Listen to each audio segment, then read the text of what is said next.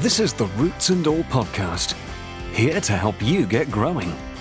Join us as we explore everything plant-related, both indoors and out, and provide the information you need to create your perfect green environment. Presented by Sarah Wilson.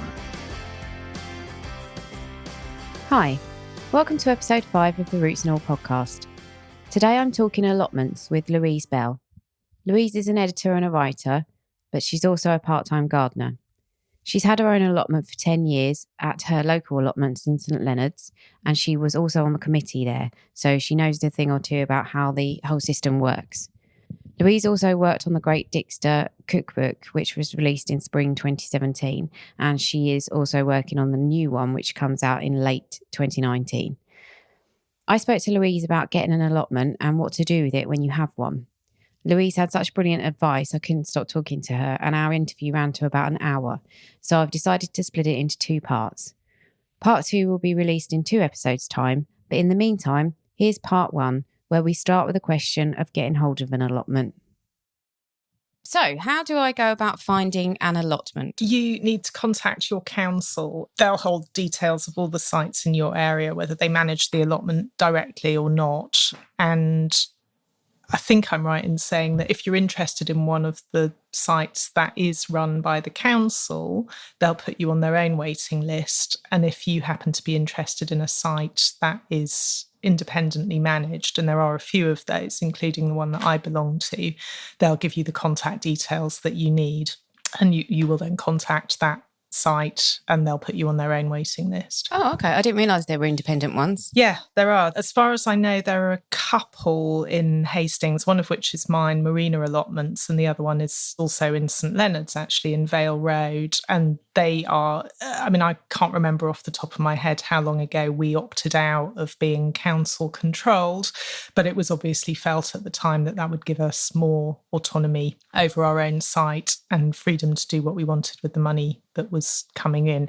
These days, because councils' budgets are so tight and there's a lot of pressure on finances, I think their whole budget for allotments in Hastings and St Leonard's is something like £5,000, and it's absolutely pathetic. They are keener and keener for allotments to run themselves because obviously it takes the pressure off. Yeah, makes sense, really. Yeah.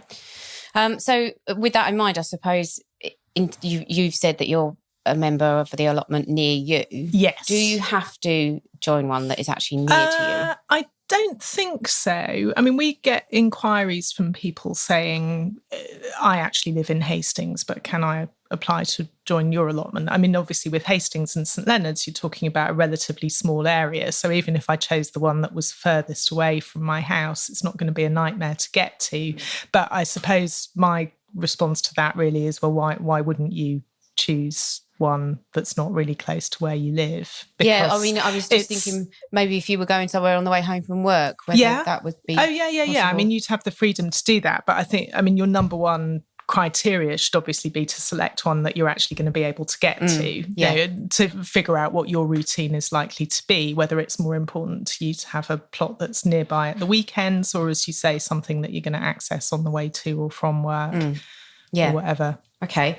And is there likely to be a waiting list? I've heard that it is quite tough to get an allotment these days. Yes, but it's not as bad as London, where I think people are waiting kind of 40 years and things to get allotments, which is just insane. I've seen it really fluctuate over the years. When I applied for mine, which is probably about 10 years ago now, I think I waited 4 months, 6 months, and then I was contacted and invited to come in and look at a selection of plots, which I know is something we're going to come on to. And since then, I've probably seen the average wait fluctuate sort of anything between a couple of months and a couple of years.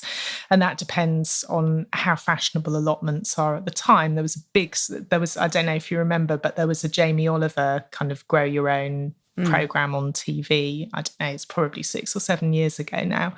And there was a huge spike in applications then from people thinking that all you had to do was sprinkle a few seeds and delicious produce would miraculously appear.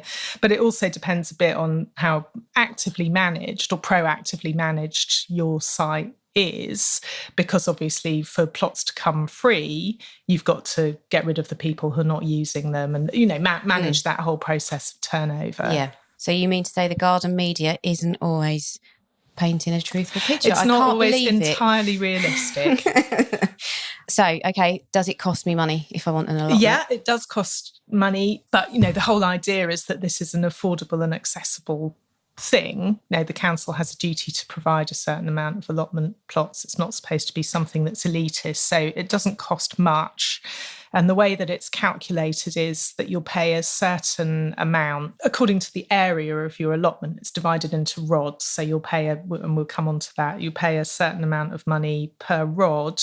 And then you'll also pay like a membership fee and a small amount of money for your water. And at my site, you also pay, I think it's a princely sum of £3 for each associate member you want to have on your plot, which is like a friend or a partner or friend or family member who might come up and help you. And the idea of that is just to make sure that they're covered by the allotment insurance. So, if they're using a strimmer and they cut their foot off, whatever, they're covered.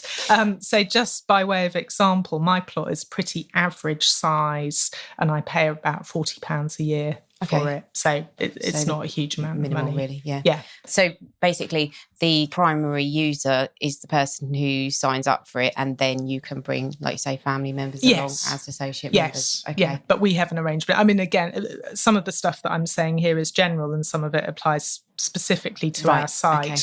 We have this arrangement whereby you are supposed to let the committee know about other people that regularly come to the plot. So what I was wondering is, some people might not be sure that an allotment is the right thing for them. Mm-hmm. Is there a minimum amount of time you can sign up to have it for? I don't think so. I've had a rummage through the rules on the web and I couldn't find anything to say that there was a minimum. But I think the chances are that when you take over a plot, it's not going to be in a condition where it's immediately ready to be cultivated.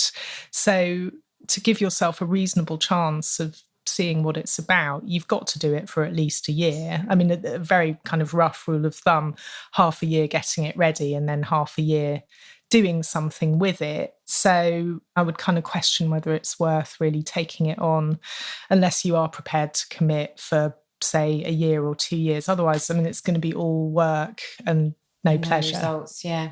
So is there a maximum amount of time you can have it for? If you are getting on well, you can just stay put? Absolutely. Yeah. I mean, as long as nothing happens to the land that your plot is on. Yeah, they don't decide to build some houses. Exactly. Yeah, exactly.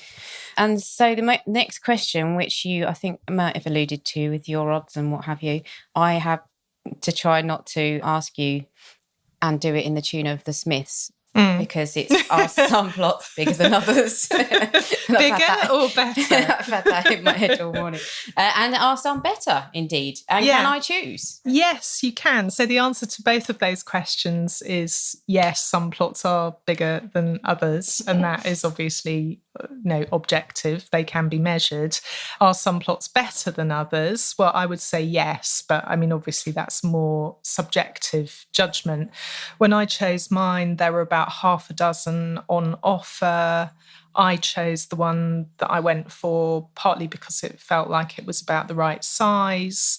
Our site is on a slope, so if you're at the top of the slope, you've got a fantastic view over Beachy Head. That really appealed. It's also quite tucked away, and I like that. And then there were two practical considerations. It had a shed on it, although that did fall to pieces within about the first year. And it also had water on it as well. One of the water tanks on the site happened to be right next to my plot, and obviously I could see that there were going to be practical advantages to that. So that, I suppose, is another question, actually leaping forward slightly. Yeah. There is water at the allotment sites? There is water. As far, I mean, again, I can only speak from my experience of our own site. But yes, as far as I'm aware, most sites have got water.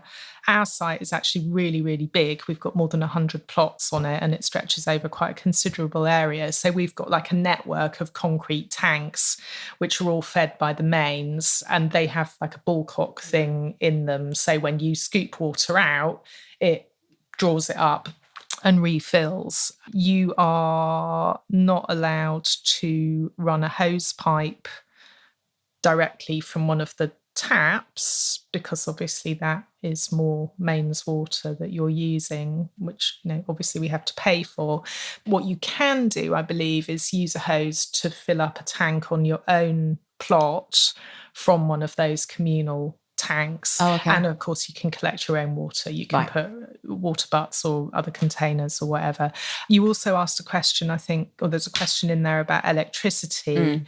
I don't know is the answer. I've never come across a site that has got mains power. One thing that we've been doing is talking about installing solar panels. Okay. Which we haven't done yet. And the reason for doing that is because we're increasingly moving over to battery operated tools. We've even got a battery operated lawnmower now, which is an absolutely amazing thing. So obviously it'd be brilliant to be able to recharge that there rather than someone having to take it home all the time.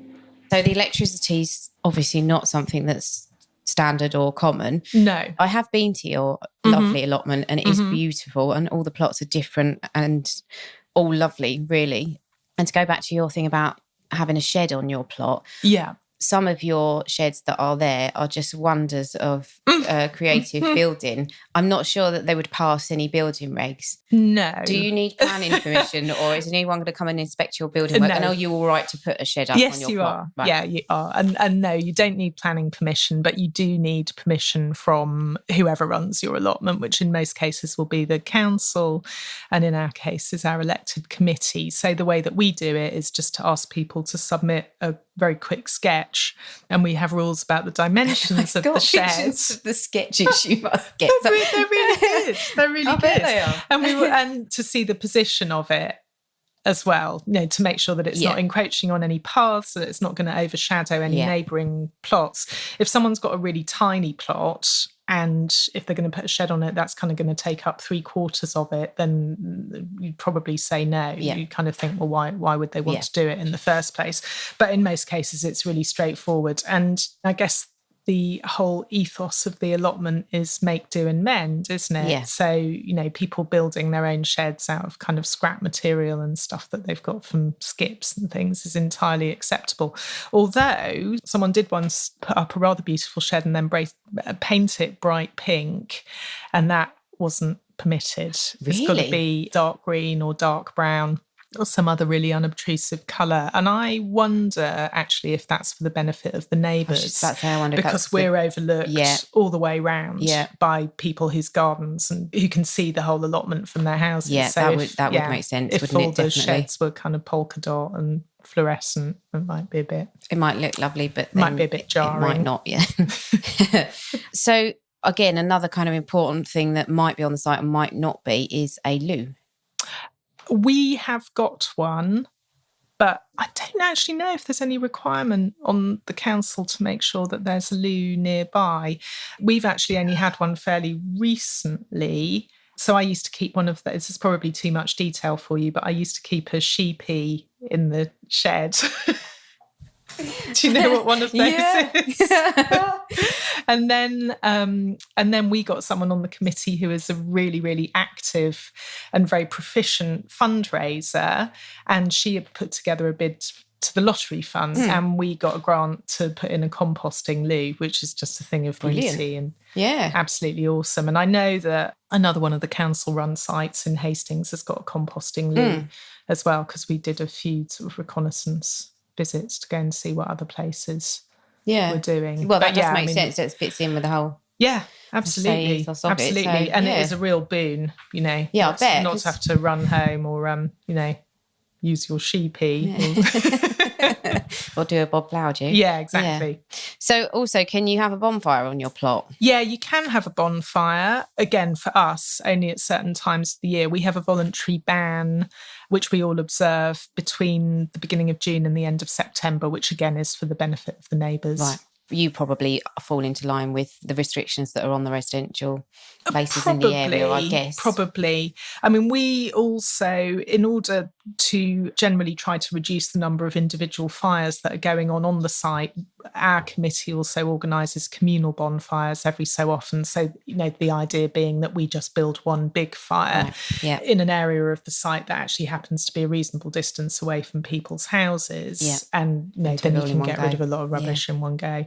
So when you're gardening, you're going to have things that come from your plot that you want to probably compost down. Yeah. And there's also going to be things that are part and parcel of gardening that you're going to need to put into either a recycling bin or a landfill. Yes. Are there provisions for that on the site, or is that just something you need to take away? It's something that you need to sort out for yourself. Fine. So again, we have actually recently constructed some communal compost bins, but our site's got over 100 plots, so it's not really realistic. We would need such vast compost bins to be able to accommodate everyone's waste. It's probably not really practical. No. So in practice, what happens is that those communal bins are mainly used for the stuff that is generated as a result of working parties. When we all get together to clear a communal area or whatever. Most people have some kind of provision for composting their own material on their own plots. But anything that's actual rubbish that you can't compost, you need to get rid of. You've got to take it away. Okay. So there's a shop in the Old Town, and I was speaking to the guy that runs it, and he recently took on an allotment, just for anyone who's listening. When I say Old Town, I mean Hastings Old Town. Right. And he took on an allotment with a view to actually growing some produce and selling it in his shop, and found out since that he's not allowed to do that. So are there restrictions on what you can grow and what you can actually do with the produce? Yeah, so there are very clear restrictions on what you can do with the produce. I can't remember exactly what the wording is, but it's got to be for the private use and enjoyment of you. The wording is like you and your friends and close families. The rules don't explicitly say don't sell it, but that is clearly what's meant. It sort of reminded me of, when I was thinking about this, of bringing fags back in from abroad. You can only have stuff for your own personal consumption. Yeah. As far as what you can grow, that's a really interesting question, because I went back to the rules and I was really sure that they were going to say something about growing crops for eating rather than say flowers, but actually they don't. What they say is to use the plot for the production of vegetables, fruit or flower crops are solely for consumption of the tenant or the tenant's immediate family. The only specific thing that I could find is that we're not allowed to plant fruit trees or bushes that take more than a year to become productive. Oh, that's interesting. I.e. most of them, without getting permission from the committee. Right. In practice, I don't think that's a rule that's very strictly enforced. But I guess the thinking is, if you're a fly-by-night that is only actually going to have the allotment for 6 months and you come in and fill it up with trees, you're creating a massive headache for whoever takes it on. Actually, another thing about fruit is that any fruit trees that you plant need to be on dwarf stock. But I guess that makes sense. But not necessarily to somebody who's new to this. No, it probably wouldn't. That's so true. Just to clarify, dwarf stock is something that's not going to get too big. It reminded me as well that there was a long-running legal battle between Hastings Borough Council and a tenant on one of its sites, because I think the story was that he was growing veg and incredibly, and this seems extraordinary to me, but he found that he was producing too much, lucky him, and it was going to waste. So he decided that what he was going to do instead was plant a load of fruit trees and just leave the area underneath them as grass. The council very strongly objected to that and said that ground underneath the trees needed to be cultivated and productive too, and they ended up in court, and the first ruling went against him, but it was subsequently overturned and he wasn't evicted from the site. So it's actually really, it's a minefield. It is. I can imagine it would be. Question. And actually I'm surprised that the wording is not more specific than it is. I mean, there's other wording that talks about the fact that it's got to be cultivated and productive, but does growing flowers count as productive?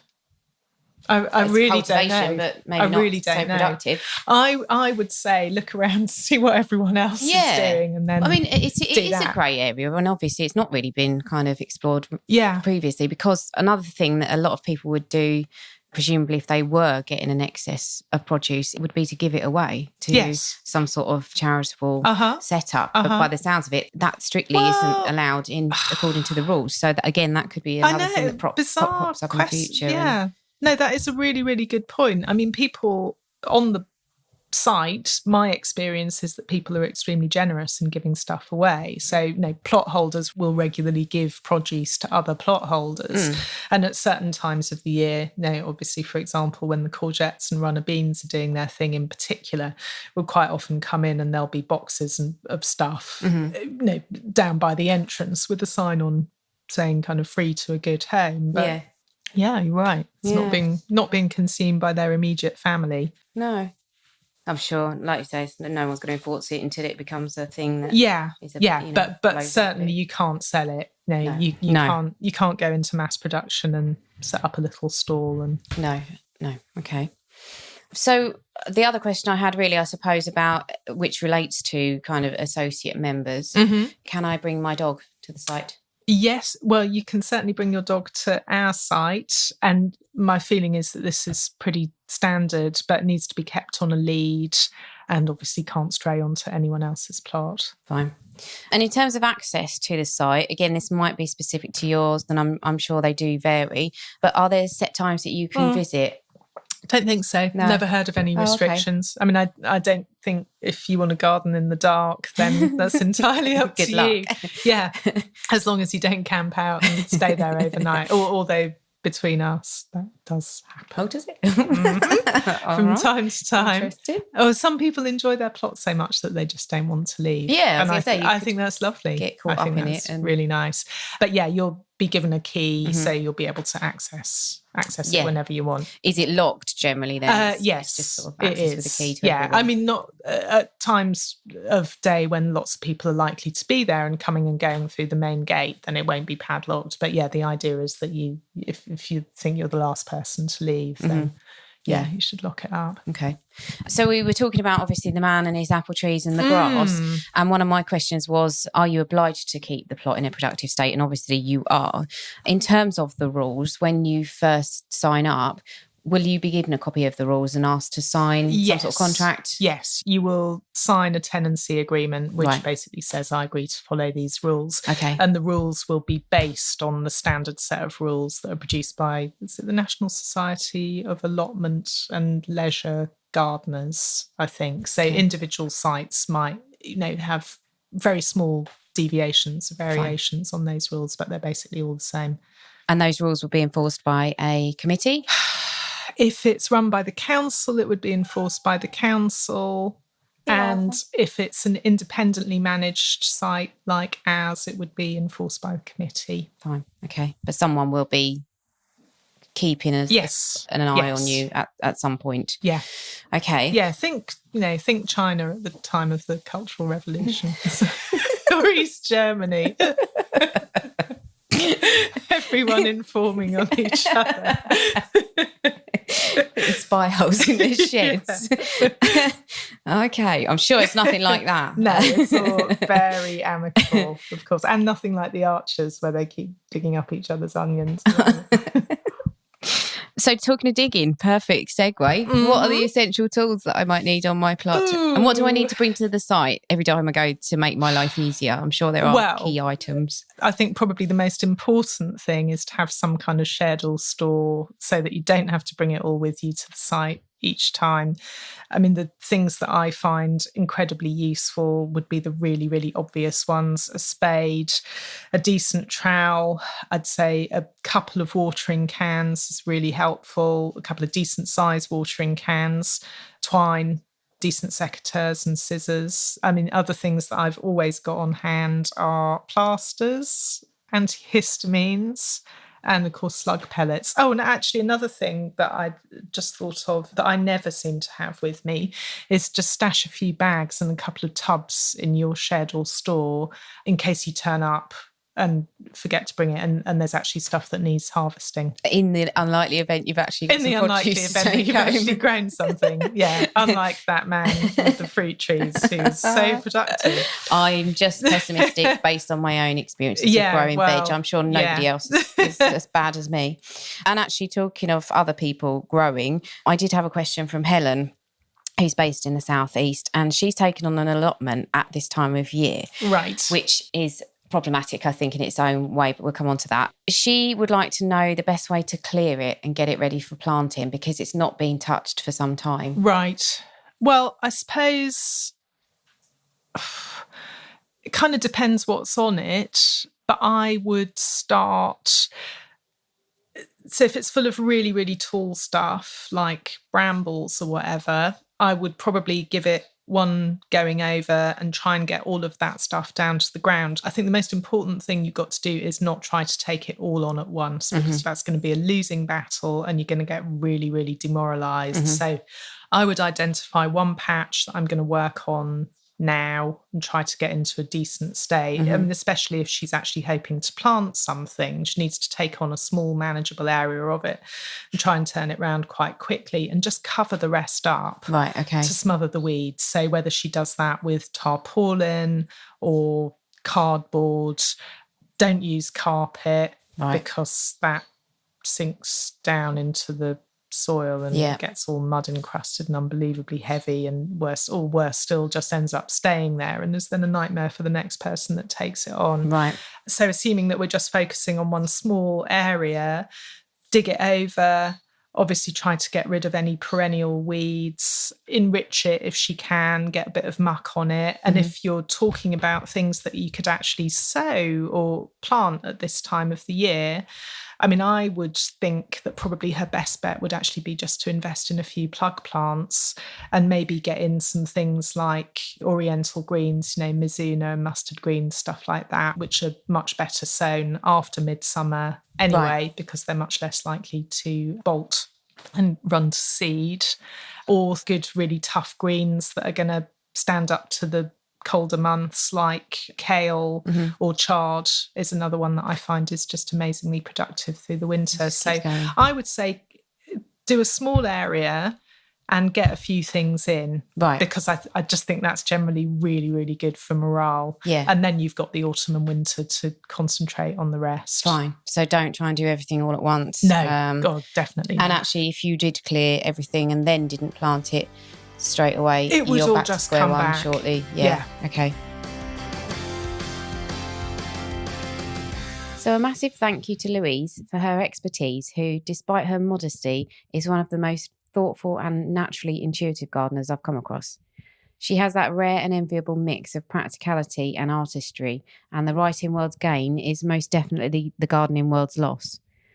I'm not sure we got on to discussing what rods are, which we mentioned at the beginning of the interview, and honestly, I don't think I'm going to explain this very well, but for simplicity, most allotment plots historically came as a 10-rod plot, and that equates to approximately 250 square metres. Now, I'm pleased to announce it's competition time, and I'm giving away a copy of the Great Dixter Cookbook, which Louise worked on. This is only open to our UK listeners, but if you'd like to enter, all you need to do is rate and review the podcast in iTunes. Take a screenshot to show you've done this and email it to podcast@rootsandall.co.uk.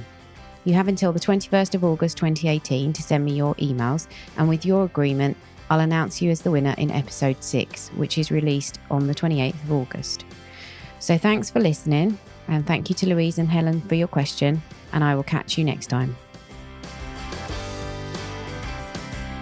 For more information, visit the Roots and All website at rootsandall.co.uk.